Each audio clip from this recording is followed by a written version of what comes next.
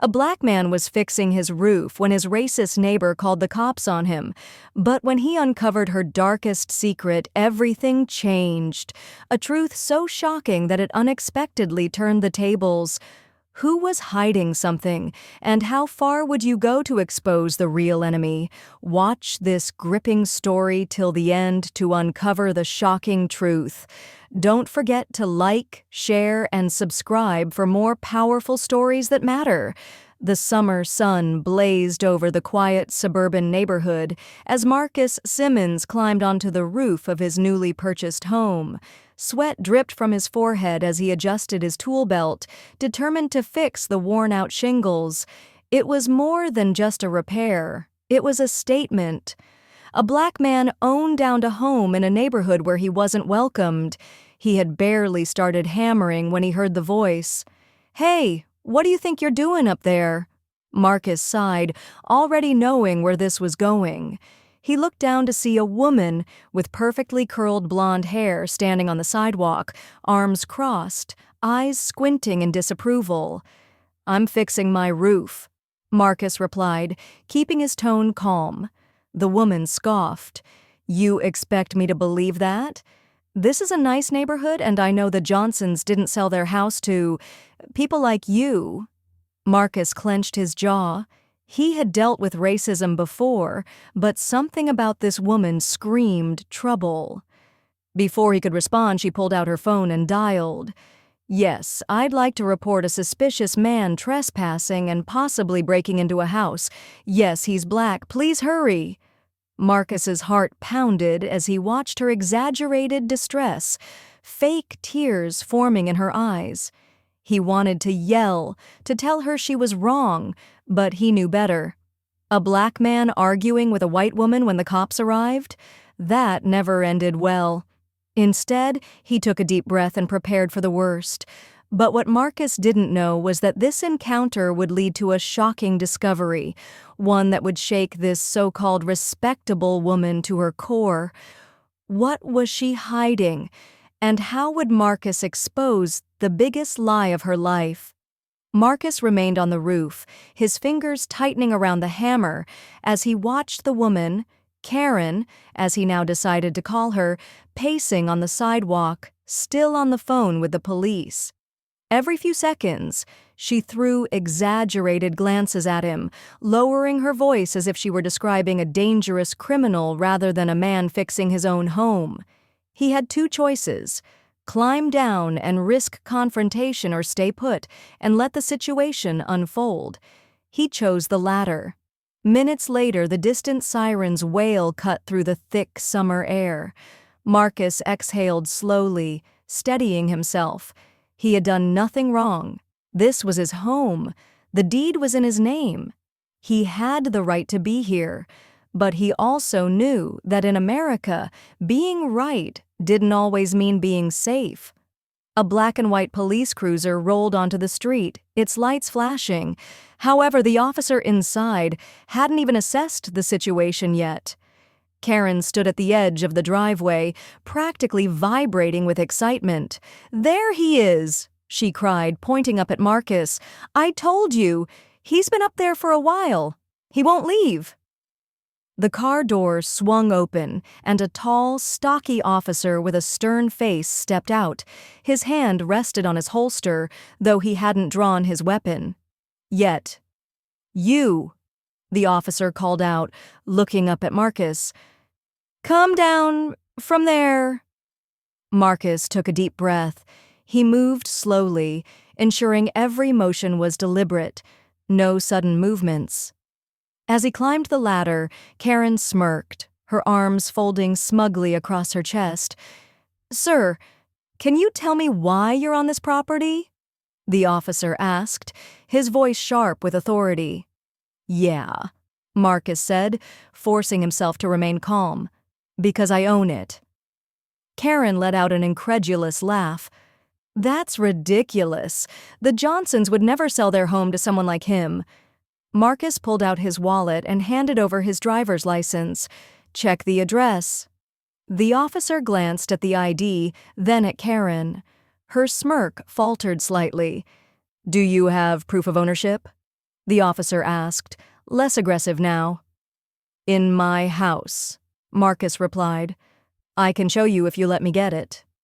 Karen's face twisted in disbelief. No way. He probably faked documents or something. I mean, look at him. The officer turned to her, his expression unreadable. Ma'am, do you know this man? Karen hesitated. Well, no, not personally, but I know the Johnsons, and they wouldn't— They did sell it to me, Marcus interrupted. His patience was thinning. The officer stared at him for a long moment, then exhaled. All right, let's check the records. Stay put. Marcus didn't move. He kept his gaze locked on Karen, watching as her confidence wavered. She was so sure of her place in the world, convinced that the system would back her up.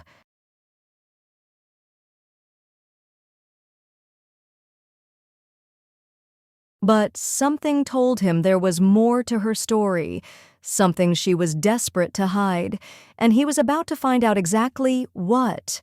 What secret was Karen hiding? And how would Marcus uncover it? The officer stepped away to run the property records, leaving Marcus in the driveway under Karen's scrutinizing glare. She was fidgeting now, her earlier confidence slipping like a mask that no longer fit.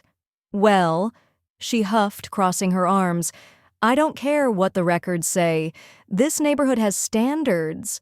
And people like you— Like me? Marcus interrupted, arching a brow. You mean homeowners? Karen's lips pressed into a thin line. She wanted to say more, but something held her back. Maybe it was the fact that the officer wasn't immediately siding with her. Perhaps it was the realization that her lie had hit a dead end. Marcus smirked. You act like you own this street. Karen scoffed. I practically do. My family has lived here for generations. We built this place.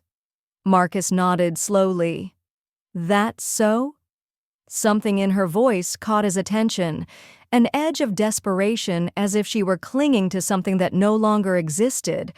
She had called the police so quickly, so aggressively, but now that she was being challenged, she was unraveling. The officer returned a moment later, holding a tablet.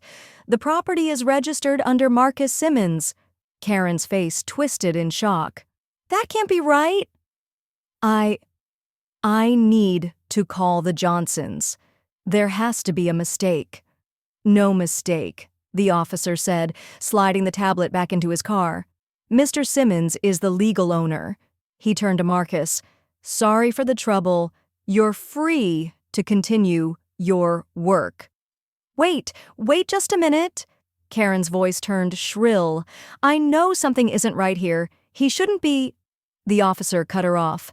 Ma'am, unless you have evidence of wrongdoing, I suggest you let it go. Karen's hands clenched into fists. Her composure had utterly shattered. Marcus could have walked away right then. He had won. He had proven his legitimacy, exposed Karen's racism, and kept his cool. But something in her reaction nagged at him. The sheer panic in her eyes wasn't just about him moving in. It was about something else. She was hiding something. And then it hit him.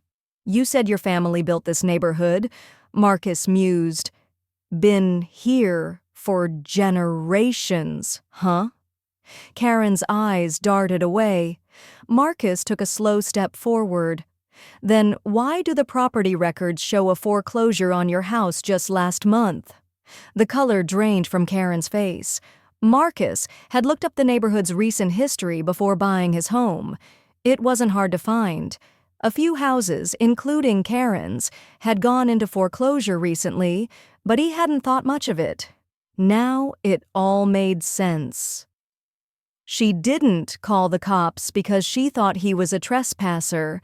She called them because she was terrified of what he represented. Change.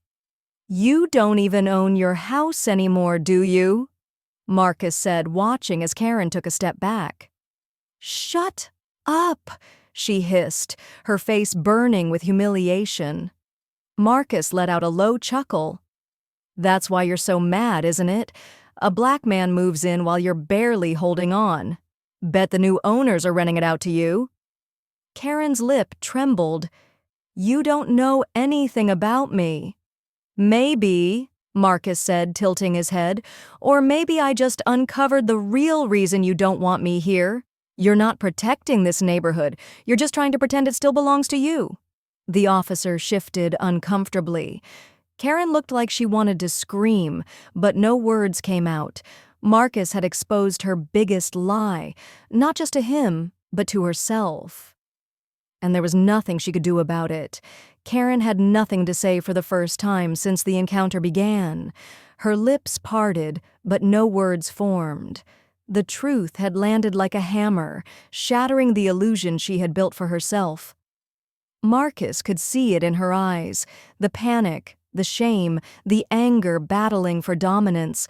She wasn't just embarrassed, she was afraid. The officer cleared his throat. Ma'am, I suggest you head back inside.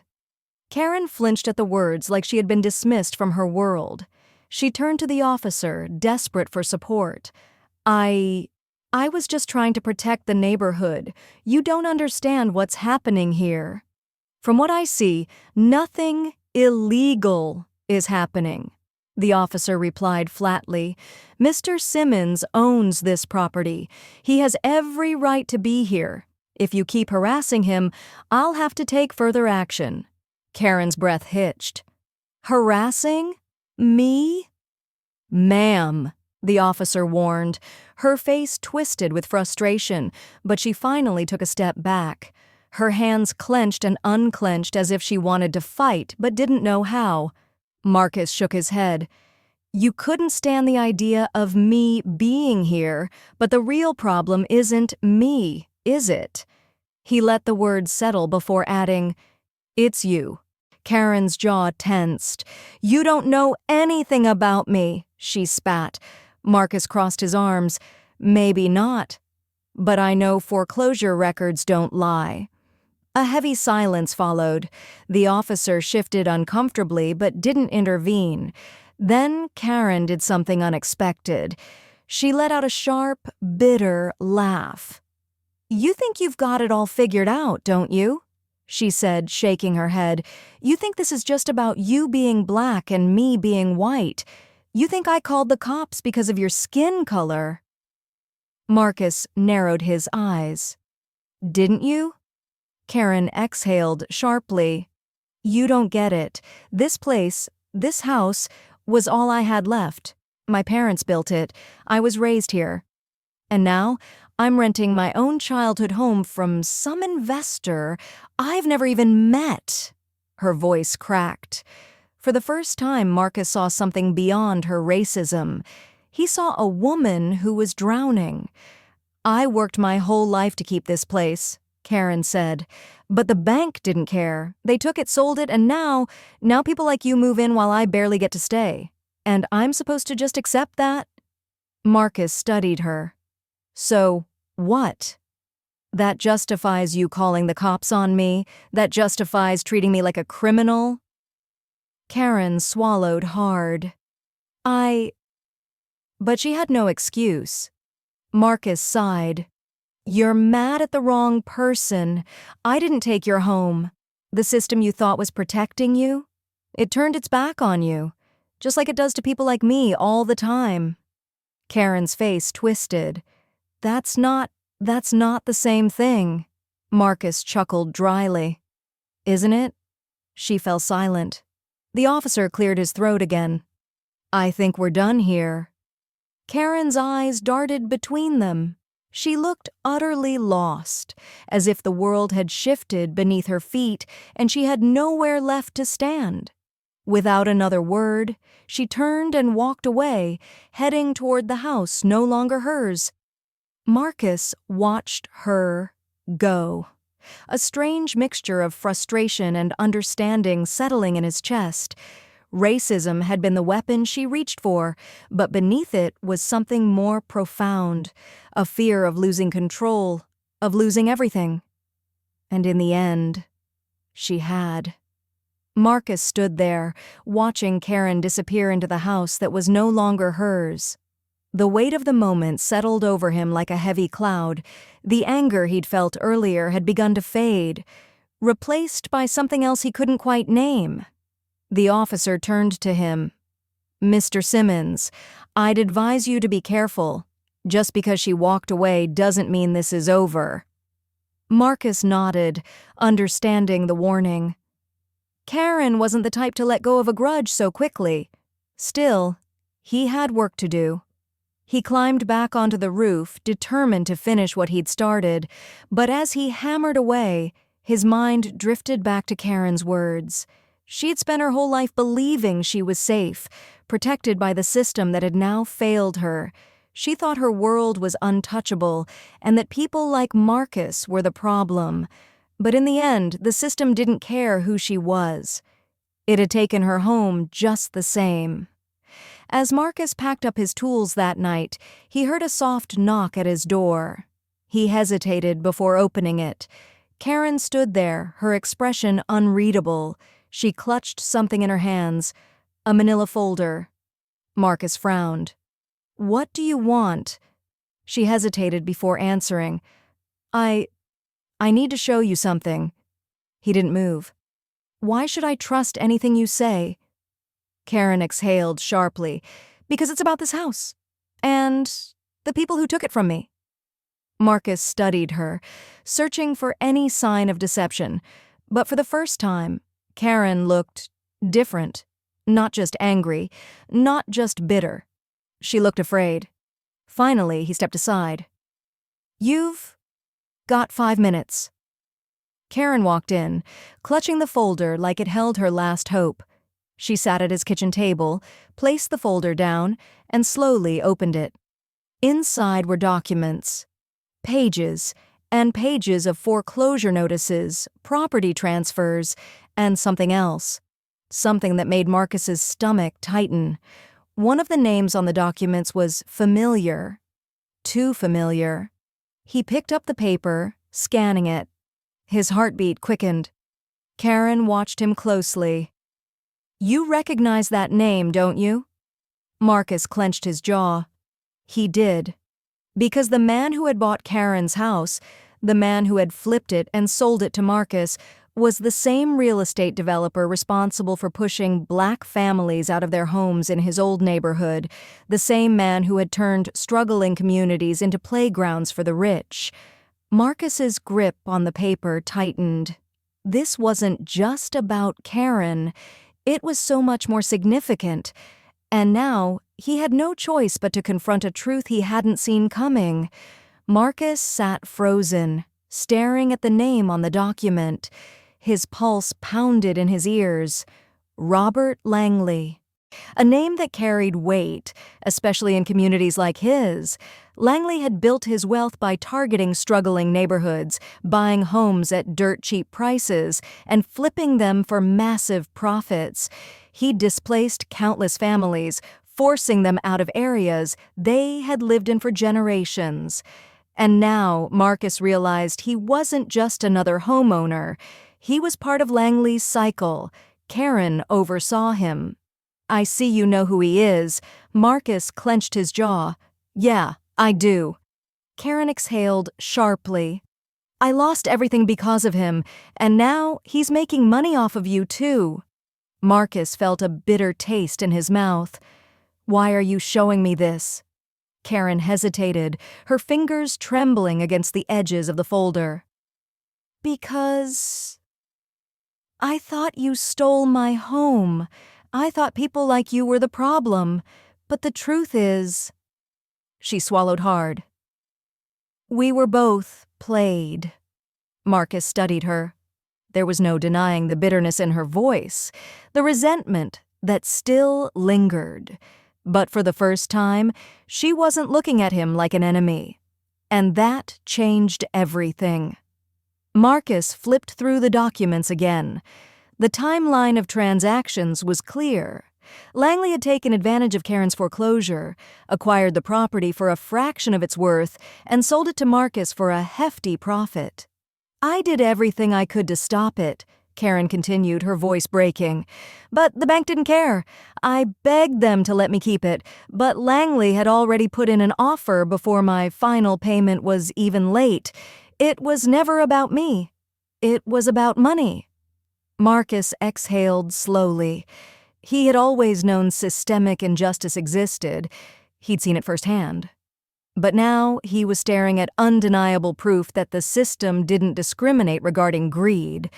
Karen looked at him, her eyes hollow. You think I hated you because you're black?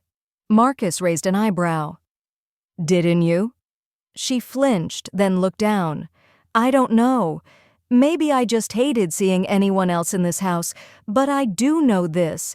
If Langley keeps doing this, more people are going to lose everything.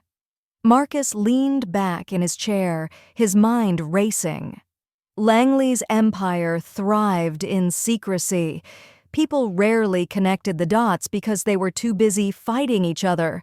But now Marcus had proof, and Karen, of all people, had given it to him. A slow realization settled over him. You want my help? Karen met his gaze. I want justice. If you want it too, we need to work together. Marcus let out a dry laugh. You really think people are going to believe we're on the same side? Karen smirked bitterly. Probably not, but if we don't do something, Langley's going to keep destroying lives. Marcus tapped his fingers against the table. He had spent years fighting against injustice. But this was personal now. He had the proof. He had the motivation. And for better or worse, he had an unlikely ally. For the first time since Karen had called the cops on him, Marcus realized something. This wasn't just about a house. This was about exposing a man who had been preying on the vulnerable for too long, and he wasn't going to let Langley get away with it. The following day, Marcus sat at his kitchen table, staring at the documents Karen had given him. Every paper confirmed what he already suspected. Langley had built his empire by exploiting people on the edge, no matter their race, background, or circumstances. He had destroyed black and white families alike, all in the name of profit. Karen sat across from him, her arms crossed tightly over her chest. She still looked uncomfortable in his home, but her posture was different. Less hostility, more urgency. So, what now? She asked, voice uncertain. Marcus exhaled, pressing his palms flat against the table. We take this public. Karen's brows furrowed. You think people will care? Marcus met her gaze. If we do it right, they won't have a choice. They spent the rest of the day gathering more information. Marcus reached out to a journalist he knew, one who had spent years exposing corruption in real estate. Karen, despite her lingering resentment, agreed to share her story. The more they dug, the more they uncovered. Langley's scheme wasn't just limited to their neighborhood. He had been doing this for decades. And as Marcus predicted, the media storm erupted once the story got out. Headlines spread like wildfire. Real estate mogul accused of exploiting struggling homeowners for profit. Exposed, how one man destroyed communities for greed. Displaced families speak out against housing fraud. Karen's face was plastered on the news, her voice shaking as she described the moment she lost everything. Marcus, too, gave interviews, detailing how he had unknowingly become a piece in Langley's twisted game. Then, the lawsuits started rolling in. One by one, former homeowners came forward, each with their own story of how Langley had robbed them of their homes. Class action lawsuits piled up. Activists protested outside his offices. The government opened an official investigation. Langley, the untouchable real estate tycoon, was suddenly on the verge of collapse. But for Marcus, the real victory wasn't just taking Langley down. It was seeing how quickly people realized they had been fighting the wrong enemy all along. The news didn't just talk about Langley's corruption. It highlighted the more profound truth that working-class people, no matter their race, had been turned against each other while the real villains operated in the shadows. A week after the scandal broke, Karen reappeared at Marcus's house. This time, there was no anger in her eyes, no resentment, just exhaustion. She hesitated at his doorstep. "I know an apology doesn't fix anything, but I was wrong. About you. About everything." Marcus studied her, then nodded slowly. "Yeah, you were." Karen looked down. "I don't expect us to be friends." Marcus leaned against the door frame, crossing his arms. "Good. Because we won't be—" A flicker of something passed through her expression. Maybe relief, maybe regret. "Still, thank you. For helping me see the truth." Marcus nodded, stepping back inside. "Take care of yourself, Karen." And with that, he shut the door. Langley was finished. Karen had faced her truth, and Marcus had finally exposed the real injustice, and this time the whole world was watching. Wow, what an unbelievable twist! Stories like this remind us how important it is to stand up for the truth. If this story shocked you, inspired you, or made you think, then don't keep it to yourself. Hit that like button, share this video with your friends, and make sure to subscribe, so you never miss another powerful story. Your support helps bring these eye-opening stories to more people. And don't forget to turn on the notification bell, because trust me, you won't want to miss what's coming next. Bye and take care.